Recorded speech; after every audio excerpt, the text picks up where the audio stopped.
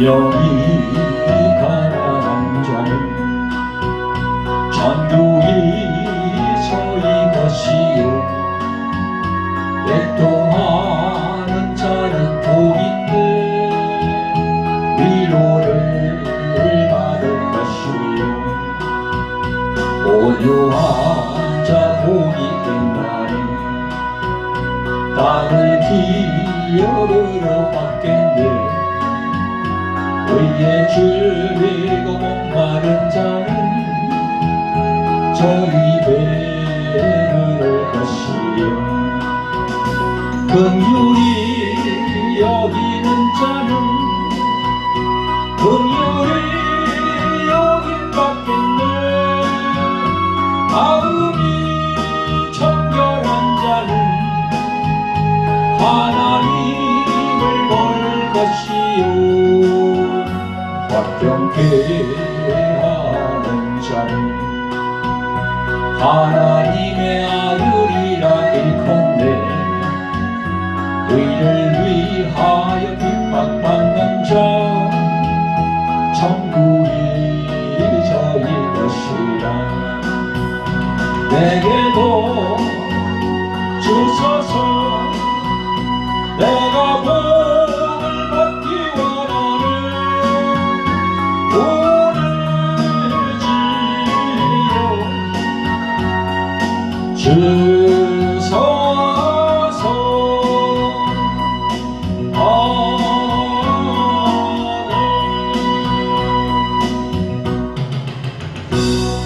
할렐루야. 성도 여러분, 매주 만나고 있는 구독자 여러분 반갑습니다. 오늘 주일은요 2024년 새해를 들어와서 두 번째 주일을 맞이하게 됩니다. 오늘 선보될 하나님의 말씀은 산상수훈 5번째 시간입니다. 오늘 본문은 마태복음 5장 7절이고 말씀 증거 제목은 긍휼히 여기는 자는 복이 있나니 저희가 긍휼히 여김을 받을 것이며 이렇게 정했습니다. 오늘 이 시간도 성령님의 감동 감화가 풍성하게 나타나는 시간이 되기를 소망합니다. 여러분 하나님의 말씀을 함께 읽어보도록 하겠습니다. 자, 함께 펴보세요. 마태복음 5장 7절 한 절 아주 짧은 구절입니다. 시작. 긍휼히 여기는 자는 복이 있나니 저희가 긍휼히 여김을 받을 것이며. 할렐루야. 여기 긍휼히 여기는 자, 또 긍휼히 여김을 받는 자 이렇게 나옵니다. 이 부분에 대해서 제가 말씀을 드리겠습니다. 사랑하는 성도 여러분, 매주 만나 뵙는 구독자 여러분, 2024년 새해를 맞이하여 두 번째 주일을 맞이합니다. 새해 2024년도도 이제 하나님의 은혜와 평강이 여러분의 가정마다 충만히 임하시기를 예수 그리스도의 이름으로 축원드립니다. 성도 여러분, 구독자 여러분, 팔복에 대한 말씀을 전해드린 것이 오늘이 5번째 시간입니다. 첫째는 심령이 가난한 자는 복이 있나니 천국이 저희 것이며, 그걸 제가 말씀드렸죠. 두 번째는 애통하는 자는 복이 있나니 저희가 위로를 받을 것이며, 또 세 번째는 온유한 자는 복이 있나니 저희가 땅을 기업으로 받을 것이며. 여기까지는 다분히 하나님과 나와의 관계를 이제 말씀드릴 수 있고요. 여기서 제일로 중요하게 생각되는 것이 바로 첫 번째 심령입니다. 심령. 이 심령이 가난한 자가 되어야 되거든요. 심령이 가난한 자가 되어야 긍휼한 자가 될 수 있고, 마음이 청결한 자가 될 수 있고, 화평케 하는 자가 될 수 있고, 의를 위하여 핍박받는 자가 될 수가 있습니다. 그래서 이 심령이라는 게 참 중요하죠. 여러분, 이 심령은요, 다른 말로 하면 마음이라고도 할 수 있는 거야. 마음. 그래서 이 심령을 영어 성경에 보니까 스피릿 이렇게 되어 있어요. 스피릿. S-P-I-R-I-T 이렇게 스피릿 되어 있어요. 이 성경 말씀 보면요, 영혼이 우리 이 육체 안에 있다고 성경은 그렇게 말씀하고 있거든요. 그런데 그걸 영혼을 영이라고 또 예수님은 표현을 합니다. 요한복음 6장 63절에 보면 이렇게 말씀하십니다. 살리는 것은 영이니 육은 무익하니라. 내가 너희에게 이런 말이 영이요 생명이라 그랬어요. 그러니까 살리는 것은 영이다. 그러니까 살리는 것은 영이다 이렇게 예수님이 말씀하셨으니까 이걸 다른 말로 하면 살리는 것은 심령이다. 심령. 앞에 심령 하니까 앞에 그 마음 심자가 들어있잖아요. 그렇죠? 그래서 성경에서 얘기하는 심령이나 예수님이 지금 말씀하시는 영이나 같은 의미예요.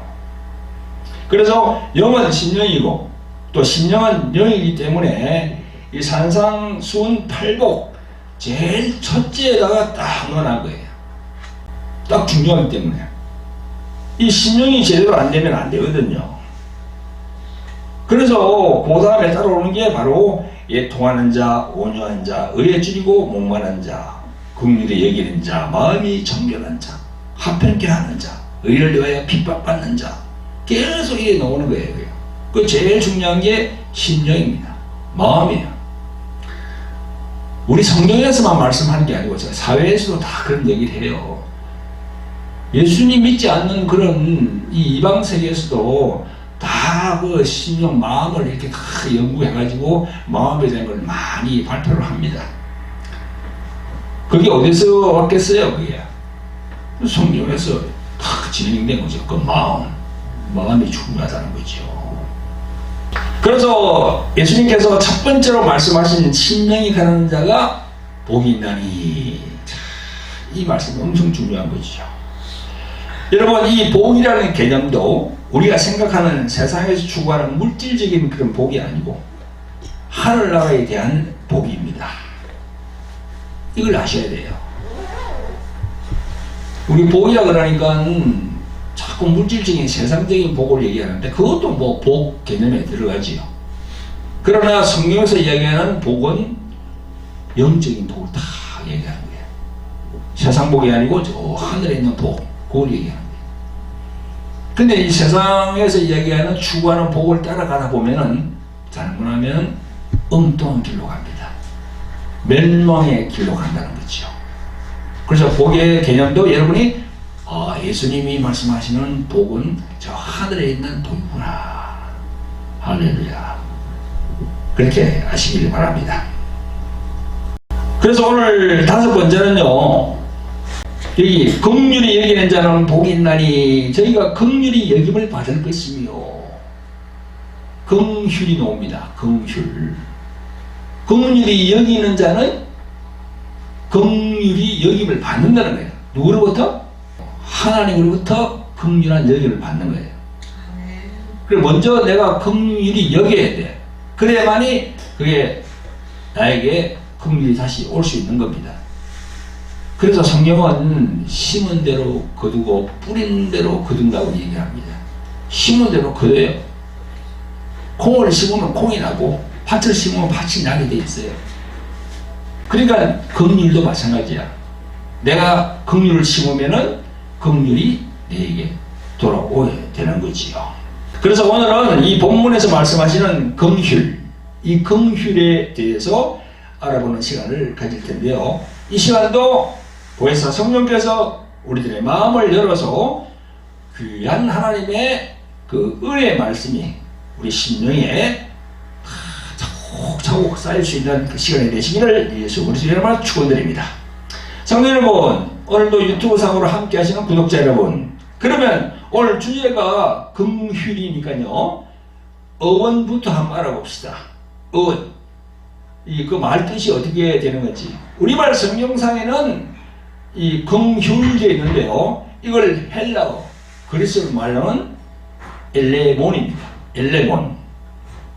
라틴어로는 캐세드라고 얘기해요. 가톨릭 교회의 기도문에 보면요, 라틴 말로 엘레이에네라고 이렇게 하는데요, 그건 한국말로 풀이하면 긍휼을 베푸소서. 하나님이 긍휼을 베풀어 달라는 거죠. 그게 엘레이에네입니다. 천주 교인들은 이걸 많이 씁니다. 영어로는요, 긍휼이라는 단어는요, 자비하고 비슷해요. 자비. 그래서 영어로 보면 메르시라고 하잖아. 메르시. 그 실제로 우리말이 자비로운 할 때는 그 영어로는 메르시풀 이렇게 얘기합니다. 그런 의미가 들어있어요. 긍휼은 한마디로 긍휼은 자비다. 자비로운 마음이다. 그런 거죠. 성도 여러분, 구독자 여러분, 이제는 본문에서 예수님이 긍휼히 여기는 자는 복이 있나니 저희가 긍휼히 여김을 받을 것이며 라고 하신 말씀에서 긍휼히 여기는 자는 복이 있다 라고 하셨는데요. 여러분, 그럼 우리는 왜 긍휼히 여기는 자가 되어야 할까요? 예수님은 왜 우리들에게 이 긍휼에 대해서 강조하고 계신지를 우리가 알아볼 필요가 있습니다. 그 부분을 한번 성경을 비추어서 한번 알아보겠습니다. 성도 여러분, 우리들이 먼저 알아줘야 할 것은 예수님이 말씀하시는 긍휼은 하나님의 계명의 기초와 같다는 것을 알아야 됩니다. 기초야, 기초. 하나님의 계명에 제일 먼저 시작되는 기초입니다. 그래서 우리가 건물을 짓더라도 그 밑에 기초를 잘 다지고 올려야 되잖아요. 이 기초가 제대로 부실하면 건물이 무너집니다. 그와 똑같습니다. 긍휼은 기초야. 구약에서 말씀하시는 율법서인 모세오경, 그 모세오경은요, 창세기, 출애굽기, 레위기, 민수기, 신명기 이래가지고 5개, 그걸 모세오경이라고 그래요. 이 모세가 기록을 했다 해서 모세오경입니다. 근데 여기 보면요, 어려운 처지에 있는 사람들에게 긍휼을 베풀 것을 여러 곳에서 하나님은 명령하고 있습니다. 구약의 출애굽기 20장 21절에 보면 너는 이방 나그네를 압제하지 말며 그들을 학대하지 말라. 너희도 애굽 땅에서 나그네였음이라. 이렇게 나와 있어요. 여기 옛날 성경에는 애굽이라고 나오죠, 그죠? 여기 이집트입니다. 지금 이집트. 여러분, 요즘 우리나라에 와서 일하는 외국 노동자들, 그리고 북한을 탈출하여 남한에 온 탈북민들도 이와 같은 처지입니다. 이들은 아직까지도 이방 나그네 취업을 당하고 있어요. 사실 우리 모두가 이 땅에서 나그네 살거든요. 우리는 모두 순례자입니다. 이 순례길을 가다가 언젠가는 다 하나님 나라로 가야 돼요. 하나님께서는 출애굽기 22장에서 이스라엘 자손에게 이방 나그네들을 압제하거나 학대하지 말라고 말씀하시면서 너희도 저 이집트에서 힘들게 나그네 생활을 했지 않았느냐, 이렇게 하나님은 말씀하고 있어요. 너희들이 고생을 해봤으니까 고생하는 사람들의 어려움을 알고 긍휼한 마음을 가지고 긍휼을 베풀라는 그런 말씀입니다. 우리나라 사자성어 중에 역지사지라는 말이 있는데요. 이거는 뭔가 하면요, 처지를 바꾸어서 생각을 해보라 이겁니다. 역지사지. 즉 상대방의 처지에 서서 생각하고 느끼는 것을 말합니다. 반대로 내가 한 고생, 내가 겪었던 수많은 고난과 역경에 비하면은 당신들 그거는 아무것도 아니야. 시체말로 새마른 피야 하는 그런 얘기죠. 그런 생각을 해서는 안 됩니다. 하나님께서 절대 기뻐하지 않아요. 자, 또 이어서 여기 보면요, 22절 24절 계속 말씀합니다. 너는 가거나 고아를 해롭게 하지 말라.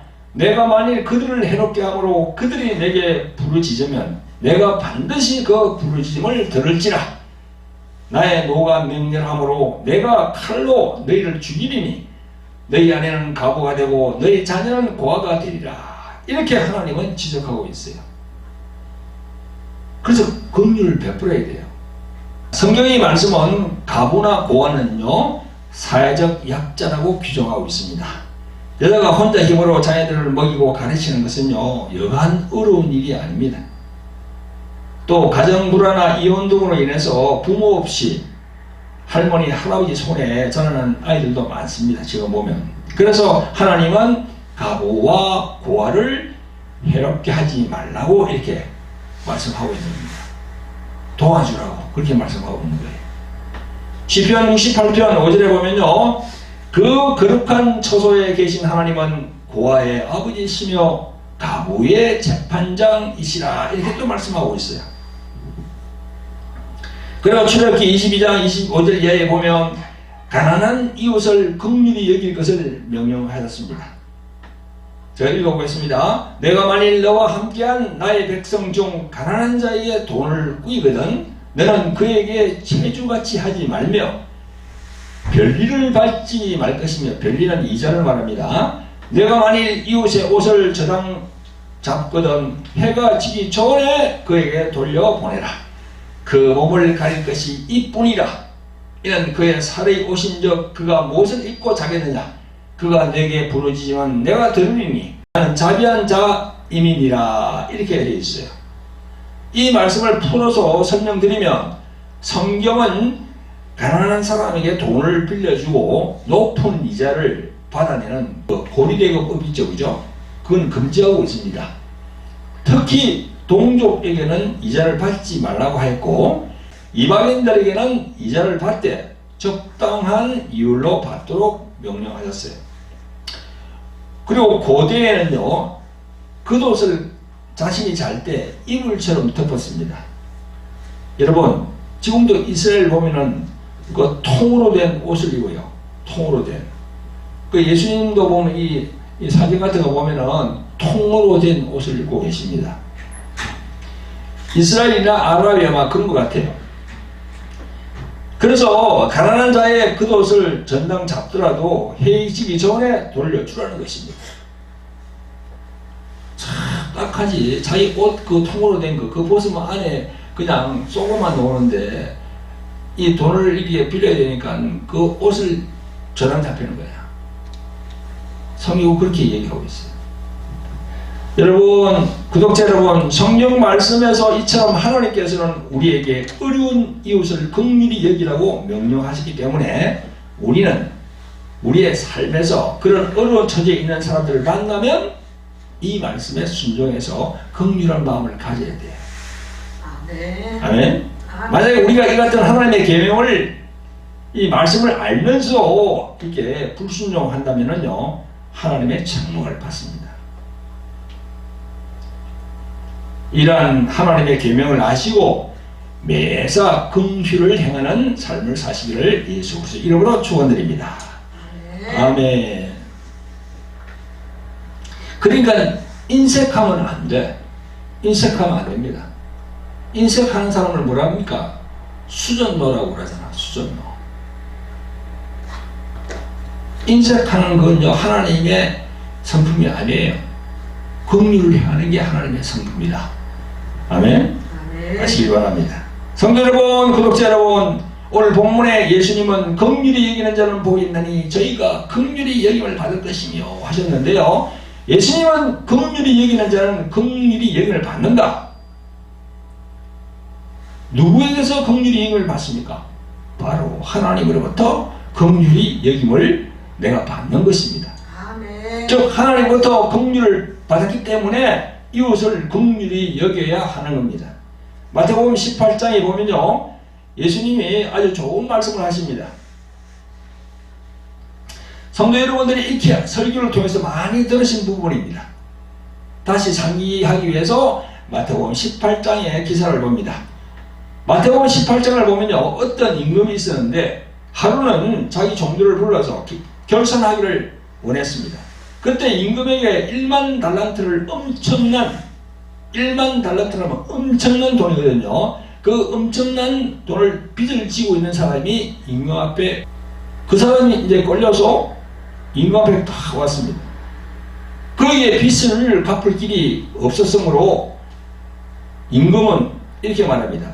너의 몸과 너의 처자 그리고 내가 갖고 있는 것은 모든 걸 다 팔아서 빚을 갚아라. 그러자 그 종이 엎드려서 절하면서 임금에게 말하기를 조금만 더 참아주십시오. 곧 다 갚겠나이다. 이렇게 애를 했습니다.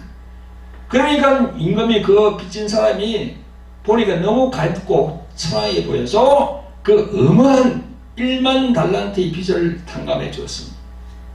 그 엄청난 빚을 임금으로부터 탕감받았으니 얼마나 기뻤겠습니까? 1만 달란트라고 하면 엄청난 빚이거든요.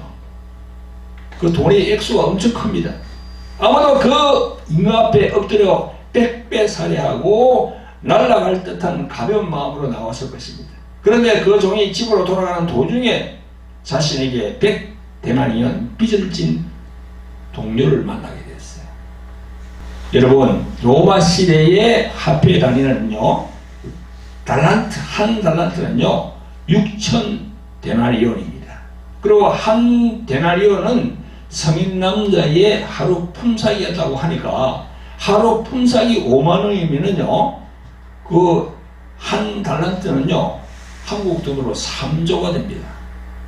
만약에 이게 우리가 하루 품삯이 10만원이다 그러면요 한국 돈으로 6조가 돼요.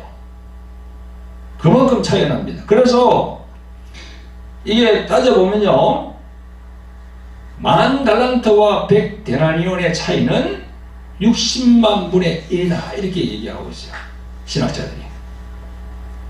엄청난 돈입니다. 우리 한국 돈은 몇 조가 되니까. 그 빚은요 그 종이 임금으로부터 탕감받은 1만 달란트에 비하면 푼돈과 같은 극히 작은 금액이었어요. 아까 그랬잖아요. 그죠? 100데나리온. 100데나리온이니까 이게 뭐 얼마 되겠습니까? 뭐 하루 일당이 5만원이면 100데나리온이면 500만원입니다. 그리고 하루 일당이 10만원이면 1000만원 정도 될 거예요. 그걸 진 사람을 이제 만났어요. 이 사람이. 근데 이 사람이 그걸 갖다가 그냥 자기가 긍휼을 베풀어야 함에도 불구하고 그 사람을 그냥 달려들어서 멱살을 잡고 내 빚을 갚으라고 호통을 치면서 난리를 친 겁니다. 이게 100데나리온 빚진 동료는 엎드려서 내가 꼭 갚을 테니까 조금만 참아주게 이렇게 예언을 하였으나 듣지 않고 그 동료를 끌고 가서 고발해서 빚진 돈을 다 갚을 때까지 감옥에 가져가 버렸습니다. 이런 상황을 옆에서 본 이 다른 종들이 분개해가지고 임금에게 막 쫓아가 낱낱이 일러바쳤습니다. 그러자 임금이 그 종을 다시 불렀습니다. 그리고 임금은 그 종에게 말합니다. 악한 종아, 내가 액을 하기에 나는 그 많은 빚을 탕감해 주었거늘 내가 너를 불쌍히 여긴 것 같이 너도 내 동료를 불쌍히 여김이 마땅치 아니하냐? 성경에 이렇게 나와 있어요. 그러면서 그 종을 다시 옥에다 가둬버렸습니다. 이건 예수님이 다 이 비유로 말씀하신 거거든요. 이 이야기 끝에 예수님이 뭐라고 하십니까? 너희가 진심으로 형제들을 용서하지 않으면 하늘에 계신 내 아버지께서도 너희에게 이와 같이 하시리라 했어요. 진심으로 용서. 그러니까 임금으로부터 탕감받은 엄청난 금액을 탕감받은 그 사람이 그 조그만 돈 빚진 자가 그랬잖아요. 그러니까 용서를 해야 되는 거야. 내가 하나님부터 용서를 받았으니까, 그에 대한 용서를 받았으니까 나도 용서를 해야 되는 거죠. 그걸 지금 마태복음 18장에서 말씀하고 계신 겁니다. 성도 여러분, 우리 모두는 하나님 아버지께 도무지 갚을 수 없는 엄청난 빚을 지고 있는 그런 사람들입니다.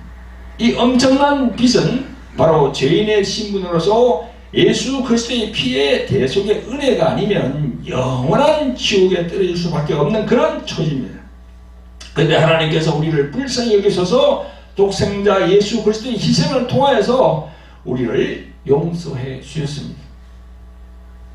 그래야 우리는 예수 그리스도를 믿음으로 말미암아 값없이 죄 사함을 받았고 천국의 백성, 즉 하나님의 자녀가 되었던 것입니다. 죄로부터 구원을 받았는데 있어서 우리의 공로는 전혀 소용이 없고 처음부터 끝까지 하나님의 은혜로 된 것입니다. 이에 대해서 사도 바울은 잘 증거하고 있습니다. 에베소서 2장 4절 이하에 보면 이렇게 증거합니다. 긍휼에 풍성하신 하나님이 우리를 사랑하신 그 큰 사랑을 인하여 허물로 죽은 우리를 그리스도와 함께 살리셨고 너희가 은혜로 구원을 얻은 것이라 이렇게 증거하고 있어요. 하나님께서 은혜로 구원을 주신 것은요 자기의 공로로 구원받을 사람이 아무도 없기 때문입니다. 아멘. 따라서 하나님께서는 우리가 받은 바 자비를 다른 사람들에게 베풀면서 살기를 원합니다. 그러므로 우리들 성도들이 다른 사람들을 긍휼히 이기는 것은요, 선택사항이 아니고 필수적인 그런 부분입니다. 이는 임금이 1만 달란트를 탕감해준 종에게 한 말을 보아서도 우리가 알 수 있습니다. 32절 33절에 말씀합니다. 이에 주인이 저를 불러다가 말하되 악한 종아, 내가 빌기에 내가 내 빚을 전부 탕감하여 주었거늘 내가 너를 불쌍히 여긴 것 같이 너도 내 동관을 불쌍히 여김이 마땅치 아니하냐, 즉 당연하지 아니하냐, 그런 말씀입니다. 그러니까 우리가 마음에 긍휼히 여기는 마음을 가져야 돼요. 아멘. 우리가 항상 긍휼한 느낌을 가져야 돼요. 그래서 그런 얘기 하죠. 어떤 사람은 아주 마음이 까칠하다고, 그죠? 마음이 까칠한 사람들은 자비를 베풀지 않아요. 긍휼을 행하지 않습니다. 자기 것만 생각하는 거야.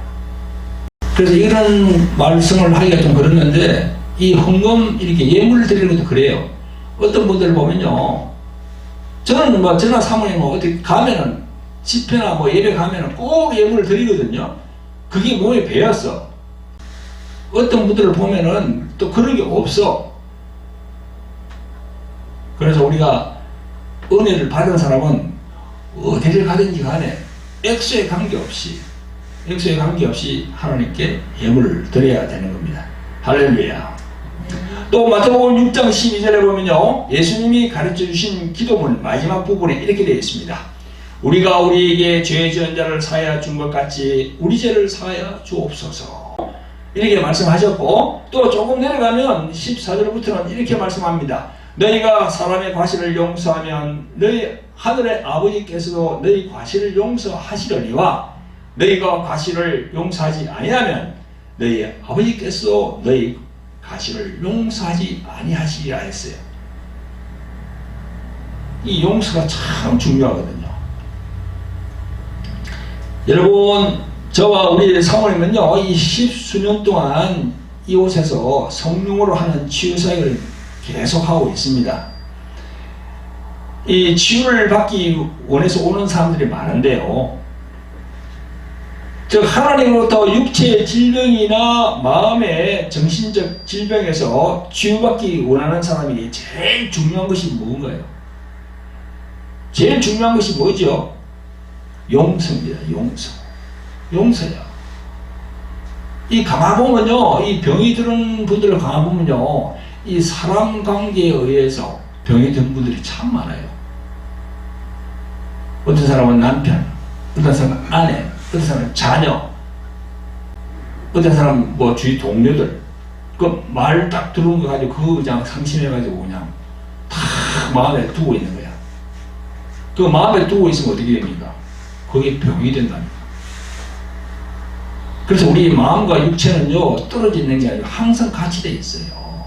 그러면 결혼 생활을 하면서도 계속 남편한테 핍박받고 계속 해가지고 그런 오랜 세월 지나다 보면 그 아내가 병이 들어요.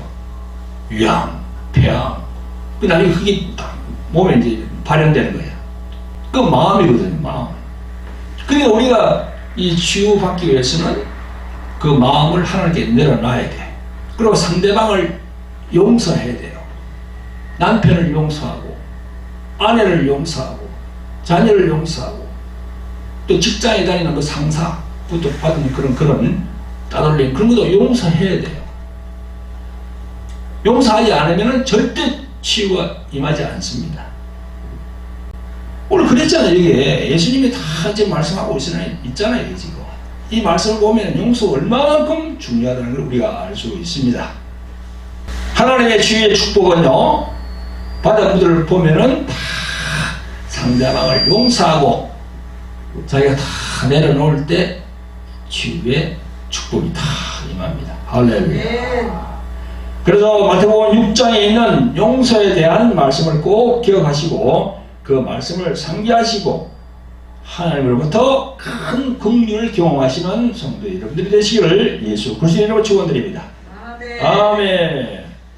자, 성도 여러분, 오늘 상상수훈 5번째 시간으로 긍휼히 여기는 자는 복이 있나니 저희가 긍휼히 여김을 받을 것이며, 이 말씀에서 이 긍휼에 대하여 지금 알아보고 있는데요. 이제 말씀을 마무리할 때가 되었습니다. 여러분, 긍휼은 자비로운 마음이고 긍휼은 다른 말로 하면 용서라고 할 수 있어요. 예수님이 계셨던 2000년 전의 유대에서는요, 바리새인들과 서기관들이 있었는데요. 이 바리새인들과 서기관들은 나름대로 하나님을 잘 섬기는 그런 사람들이었습니다. 그러나 그들은 예수님으로부터 인정을 받지 못했습니다. 그것은 왜 그랬을까요? 아니, 하나님을 잘 섬기는데 왜 예수님이 인정을 안 했을까요? 그것은 그들이 외식하는 자들이라는 건 뭔가 하면 겉으로만 신앙이 좋은 것으로 이렇게 다 포장하고 안에 보니까 이게 아닌 거야, 이게. 그걸 바로 외식하는 자들이라고 합니다. 그 못지않게 다른 이유가 있었는데요. 그게 무엇일까요? 그들에게는 자비와 긍휼, 용서가 없었어요. 율법으로 아예 똘똘 뭉쳐있는 사람들이거든요. 거기는 자비가 없다니까요. 용서가 없고 긍휼이 없어요. 그래서 바리새인들은요, 자기들만 잘난 사람이고 다 그냥 다른 사람들, 세리나 하청민을 보고 그들은 죄인이라고 그렇게 손가락질 했습니다. 그래서 상종조차 안 했어요. 목이 곧을 대로 곧은 사람이 바로 바리새인들이었습니다. 여러분, 마태복음 9장 10절 이하에 보면 이런 기사가 나옵니다. 한 번은 예수님께서 세리 마태의 집에서 많은 세리들과 죄인들과 함께 앉으셔서 음식을 잡수시는데, 여기 죄인들 나오잖아요. 이거는 뭘 죄를 지어서 죄인이 아니고요, 이방인들을 할 때 죄인들이라고 합니다. 바리새인들이 이를 보고 쟤들이 이르기를 어찌하여 너희 선생은 세리와 죄인들과 함께 잡수시느냐라고 했습니다. 이를 예수님이 딱 들으시고 이르시기를 건강한 자에게는 어원이 쓸데없고 병든 자에게라야 쓸데있느니라. 너희는 가서 내가 긍휼을 원하고 제사를 원치 아니하노라 하신 것이 무엇인지 배우라. 내가 의인을 부르러 온 것이 아니요 죄인을 부르러 왔노라. 이렇게 했습니다. 예수님께서 이렇게 말씀하셨어요. 여기 말씀에서 건강한 자가 누굽니까? 이 건강한 자가 누구죠? 이 건강한 자가 뭐라고 그랬습니까? 건강한 자에는 어원이 쓸데없다고 그랬잖아요. 맞잖아요. 몸이 건강한데 의사가 필요합니까? 이건 바로 교만한 자를 말합니다. 교만한 자들에게는요, 예수님이 필요하지 않아요. 자기가 잘났다고 교만한데 예수님이 무슨 필요이십니까? 아무 필요 없거든요. 그러면 이 병든 자는 뭡니까? 병든 자는 하나님 앞에 자기가 죄인임을 자복하고 나오는 사람들. 그 사람들이 병든 자야. 아시겠어요? 아멘. 병든 자에게는 쓸데있다. 맞잖아요. 예수님 말씀이 그냥 100번 맞죠. 병든 자가 저 병원에 가고 의사를 찾지, 건강한 사람 찾지 않아요. 그래서 그 병든 자에게 의사이신 예수님이 필요하다는 그런 말씀입니다. 여기 이 말씀을 하신 것은요, 예수님은 구약 호세아 6장 6절의 말씀을 인용한 겁니다. 이 보면 나는 인연을 원하고 제사를 원치 아니하며 번제보다 하나님을 아는 것을 원하노라 했어요. 그 호세아 6장 6절의 말씀을 예수님이 인용하시면서 그 뜻을 배우라 이렇게 하신 겁니다. 그것이 바로 조금 전에 제가 언급한 것처럼 건강한 자와 병든 자의 비유입니다. 그러시면서 내가 의인을 부르러 온 것이 아니요 죄인을 부르러 왔노라 했어요. 나는 나는 뭐 죄진 적 없어. 내보다 이렇게 착한 사람 나와봐라 그래. 그렇게 하는 사람이 있어요. 요즘 보면은 내가 죄진 거 없어. 그게 바로 교만한 겁니다. 우리 인간은 다 죄인이에요. 태어날 때부터 죄인입니다. 성경은 그렇게 얘기하고 있어요. 그래서 그래서 내가 의를 부르러 온 것이 아니라 죄인을 부르러 왔노라 한 것은 너희들이 죄인을 고백하고 나오라는 겁니다.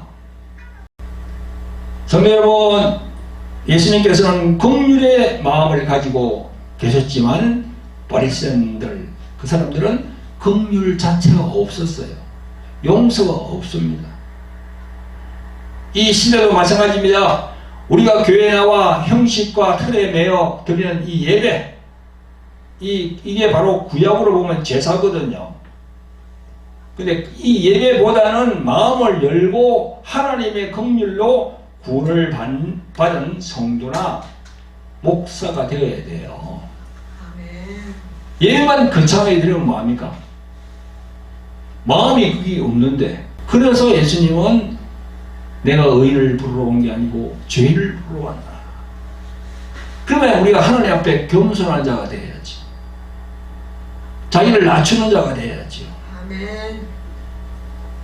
자기를 낮추고 겸손한 자가 되어서 긍휼을 행하는 여러분들이 되시기를 예수 이름으로 축원드립니다. 아멘. 아멘. 성도 여러분, 구독자 여러분, 오늘 본문 중에 제일 중요한 부분을 말씀드리고 마무리하겠습니다. 오늘 본문에 보면요, 예수님께서 말씀하시기를 긍휼히 여기는 자는 복이 있나니 저희가 긍휼히 여김을 받는다 이랬습니다.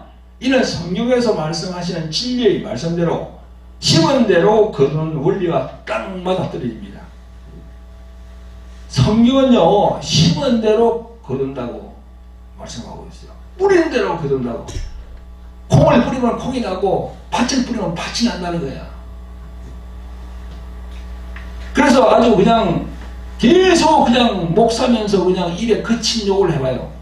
그 심은 대로 거두는 거야.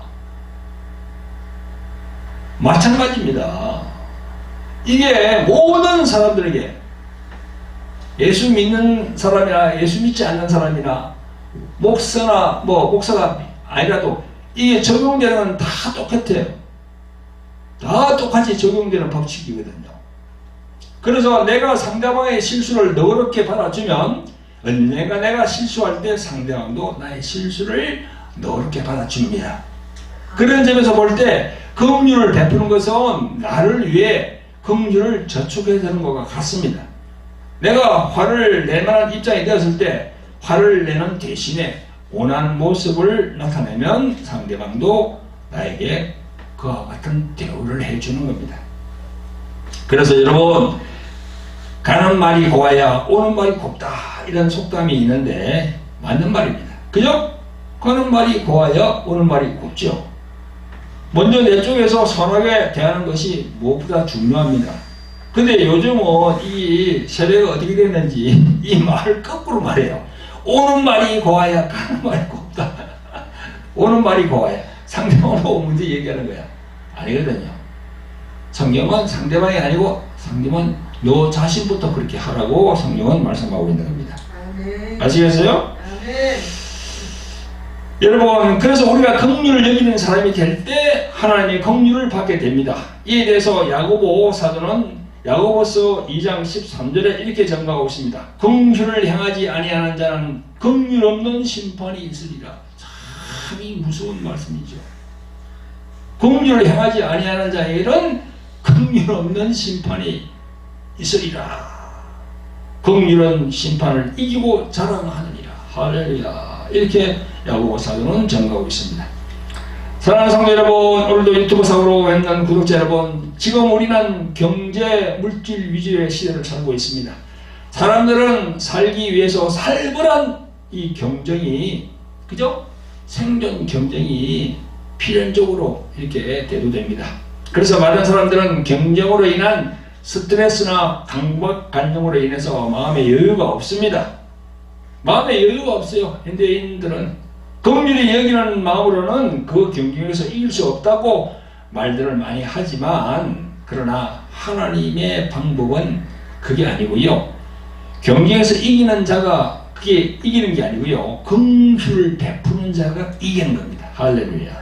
긍휼히 여기는 마음을 가지라는 것은 우리 인생들을 향하신 하나님의 마음입니다. 내가 긍휼한 마음을 베풀고 할 때는 내가 진 것 같아요. 그죠? 그러나 결국은 내가 이기게 됩니다. 그걸 아셔야 돼요. 우리 모든 성도들과 목사님들이 하나님의 마음을 닮아서 긍휼히 여기는 자가 되어 하나님으로부터 긍휼히 여김을 받는 그런 분들이 되시기를 예수 그리스도로 축원드립니다. 아멘. 자, 함께 기도합니다. 사랑과 긍휼이 풍성하신 아버지 하나님, 오늘 주일은 새해 들어 두 번째 맞이하는 주일입니다.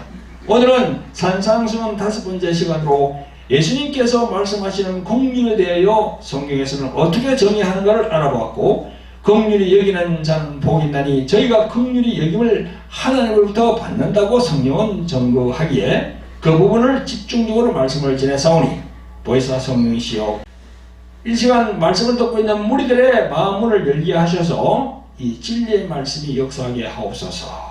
우리들을 주에서 구원하신 예수 그리스도의 이름으로 감사하며 기도합니다. 아멘. 성도 여러분, 오늘 말씀을 마치면서 저희 교회에 광고가 있습니다. 몇 가지 광고를 하겠습니다.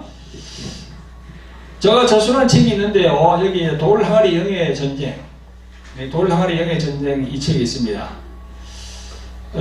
마음으로 여러 가지 심적인 그런 힘든 분들이 저한테 전화가 많이 오는데요. 그러면 저는 이 돌항아리 영예 전쟁 이 책을 소개합니다. 그리고 여기 십자가의 생명을 가졌는가, 이 두 권을 내가 소개해서 그분들에게 보내드리거든요. 그런 그분들이 엄청 은혜를 많이 받습니다. 이 책에 이 세상말이 적힌 게 아니고요, 하나님의 말씀을 위주로 치유를 어떻게 받을 것인가, 그 부분에 대해서 내가 쭉 적어놨거든요. 여러분 참고해 주시기 바랍니다. 그래서 이제 문의하시려고 그러면요, 밑에 전화번호가 나가니까 그 전화번호로 해주시면 됩니다. 그리고 둘째로는요, 돌항아리 홀리 힐링 집회 강모입니다. 매주 화요일 저녁 8시부터 유튜브 생중계됩니다. 돌항아리 홀리 힐링 집회는 성령으로 인도받는 치유 집회입니다. 교회에 나오는 신자들 중에서 육체적인 각종 질병과 정신적인 우울증, 조현병, 공황장애, 불면증 등으로 힘들어하는 분들은요, 참여하시기 바랍니다. 또한 치유사에 대한 영성을 배우고자 하는 주의 종들도 참여하시기 바랍니다. 셋째는요, 글로리 경배와 찬양과 기도 집회입니다. 매주 목요일 오후 3시부터 유튜브 생중계됩니다. 하나님께 경배와 찬양을 사모하시고 그런 분들은 참여하시길 바랍니다. 교회로 오실 분은요, 2시 반까지 오시면 함께 찬양과 기도를 드릴 수 있습니다. 그리고 또 치유 사역을 받기 원하는 분들은 그게 끝나고 난 다음에 상담을 거쳐서 치유 기도를 해드리겠습니다. 자, 그리고 우리가 선교를 하거든요. 동남아 지역으로 선교하는데 뭐 베트남, 필리핀, 그 다음에 태국, 그 다음에 몽골, 이렇게 선교를 하고 있는데요. 선교 후원을 여러분들 해주시면 감사를 드리겠습니다. 선교에 대해서 그럼 마음이 끌리는 분들은요, 해주십시오. 여기 보면은 구자가 나와 있습니다.